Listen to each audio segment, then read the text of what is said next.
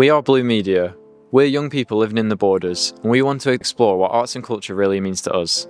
Earlier this year, we interviewed John Swinney, Scotland's First Minister. He had this to tell us. I think what's important is that we've got to always focus on making sure there are good pathways and good outcomes for young people, and they'll take a whole variety of different shapes and forms.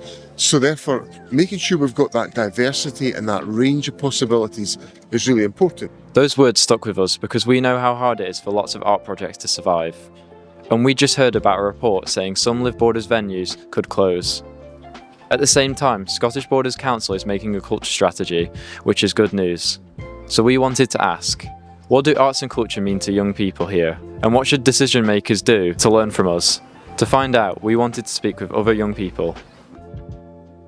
Arts and culture, to me, for me it's a lifestyle. For me, it gave me confidence to learn more skills. So having art is something that can bring colour to the area, and it's a great way to express. The arts is kind of forgotten about, sort of left out a bit, and I feel like there needs to be more of it. I do often feel sometimes that the arts and culture do get left behind purely because it's the easiest thing to gloss over, especially in a rural area like the Borders. I feel like sports and farming take more of a hold of young people in the Borders, but I think there needs to be more of arts and cultures because it's really good for mental health. It's being able to see your town and your people represented through creation. The art hub, like our local art hub, it hasn't had many galleries, but those that it has had have been really influential. They're all small things to try and make changes to people, you know? Everything that you walk past and see will have an influence on you.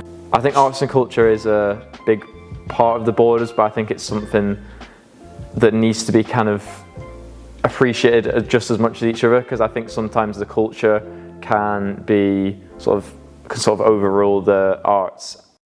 Every young person we spoke to said the same thing. Arts and culture matter. Venues, libraries and community spaces aren't extras. They're a part of our everyday lives. We wanted to find out more about how important these places are and the impact their closure would have. It means so much to the young people who use it. I know myself that when Vomo closed and I saw the empty room, it made me really upset to see all the kind of memories and all the kind of skills and friends that I'd made there, that it all gone, and that was really upsetting, not just for me but for others as well. I think there's a lot that people can gain from those kind of opportunities.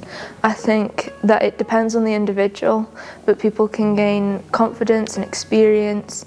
They can gain social skills as well, and being able to speak with new people and make new friends and gain the experience for work. I think they're all incredibly important, and the more that they're advertised and the more that people attend, it's just really important and should always be a part of the Borders. The advertisement just isn't there. Even you go into schools and you want to put up an advertisement of hey, we've got this event on, the schools just won't let you do it because they don't understand.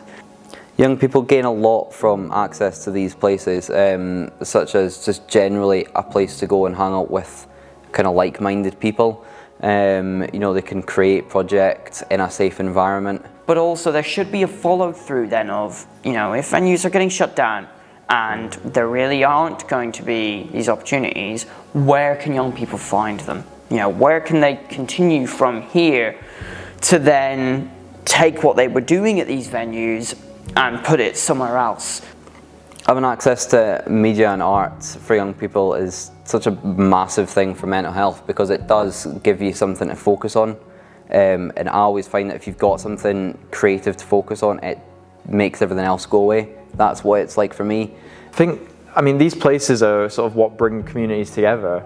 No matter sort of what the basis of it are, they're almost just like a hub of activity and enjoyment. And without these, communities would suffer. I feel like these are almost places where no matter what time of year, whether people are at school or if they're older people, there should be places for everyone. And without these, you almost lose the sense of sort of community within these areas. Personally, I think that Creativity is very important to young people. I feel like there's not enough opportunities that are known and spoken about and like more out there for young people to know exists in the Borders. Places like TD1 and Mac Arts, very, very understanding, listening, and they always like taking advice. I think more with the council and schools and stuff, not so much. It's the most important thing to get children and kind of young people involved, because they're the ones that are going to be growing up in the community. They're the one that's going to be affected the most. Sometimes the people with higher power should actually be listening to what young people want and in their area, especially around here in a rural area, because these are the next generation who will want this for future generations to happen as well. I mean, I can speak for myself, I definitely don't want things like blue media to just disappear again in the future, because I think there's so many more opportunities from projects like this which are just growing and growing.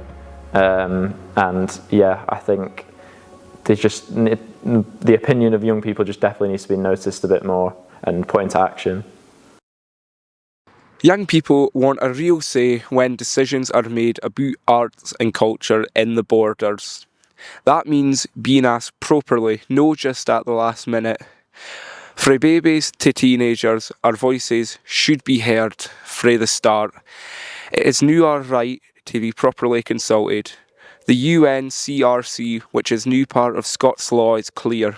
We have the right to be listened to and the right to play and to take part in activities like arts and culture. If you're no sure how to involve us, ask groups like Youth Voice, Youth Borders and Children and Youth's Art Advocacy.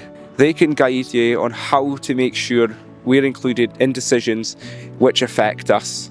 Just think about what would happen to the communities if they weren't there. And yeah, that's going from a particular individual who might be struggling all the way up to like the wider community, because everything will have a knock-on effect. Yeah, support your local venues.